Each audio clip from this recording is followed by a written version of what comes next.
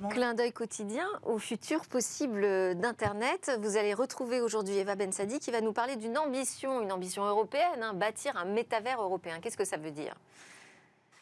Et si on créait un métavers européen? Une idée, vous vous en souvenez peut-être, mise en avant par le candidat en campagne Emmanuel Macron en mars dernier. Bonne idée ou non, dans les faits, l'Europe peine toujours à trouver sa place dans l'univers virtuel et immersif du métavers, un train virtuel qu'il serait dommage de rater. Le cabinet McKinsey estime le potentiel économique annuel mondial du métavers à 5 000 milliards de dollars d'ici à 2030, soit l'équivalent en revenus de la troisième plus grande économie du monde, le Japon.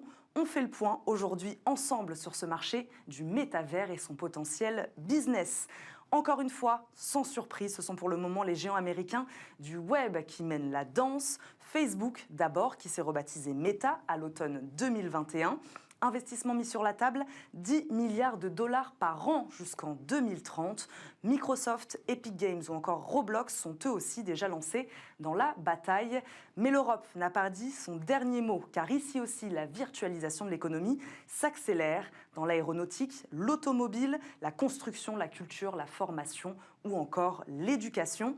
Le groupe suédois Ikea, par exemple, qui vend du mobilier en situation virtuelle. Le français Bouygues Construction, qui fait visiter en immersion ses bâtiments à construire. Ou encore la SNCF, qui pratique la formation immersive. Et les startups européennes, elles aussi, investissent le marché. En 2020, l'industrie européenne de la XR a généré environ 8 milliards d'euros de chiffre d'affaires. La XR, c'est la réalité étendue qui comprend les réalités virtuelles, augmentées et mixtes. Et elle devrait atteindre 35 à 65 milliards d'euros d'ici à 2025. Mais peu d'investissements sont réalisés pour l'instant sur le vieux continent. Depuis les années 90, le cumul des fonds européens alloués à la recherche dans des projets de réalité virtuelle et augmentée dépasse à peine le milliard d'euros. Cela paraît insuffisant au regard des 10 milliards d'euros annuels investis par Meta. Meta, qui a d'ailleurs annoncé l'embauche de 10 000 personnes dans les 5 prochaines années dans l'Union européenne pour travailler sur le sujet. Alors, pour les acteurs européens du secteur, l'Europe n'a qu'un choix pour espérer se faire une place, frapper vite et viser grand. Et ouais, viser grand et puis penser éthique, Laurence de Villers. Je pense que l'Europe a son mot à dire sur ces sujets pour réglementer. Par exemple, qu'est-ce que c'est qu'envisager la mort de son avatar ? Est-ce que c'est pouvoir le ressusciter après dans un autre monde ?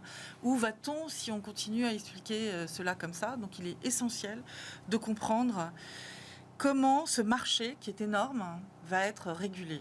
Et j'entends beaucoup autour de moi des gens qui sont à la fois dans des ONG et en même temps chez Meta, chez Disney. Donc il y a une guerre en ce moment réelle de prise de position sur les normes et les standards autour de ces sujets. Merci beaucoup. Je remercie Benjamin Zera de Philly d'être resté avec nous tout au long de cette émission. Flavio Restelli de Blockchain Partners, KPMG et évidemment Laurence de Villers de l'Université Paris-Sorbonne, CNRS. Merci à tous de nous suivre. L'aventure tech continue dans Smart Tech tous les jours. À demain.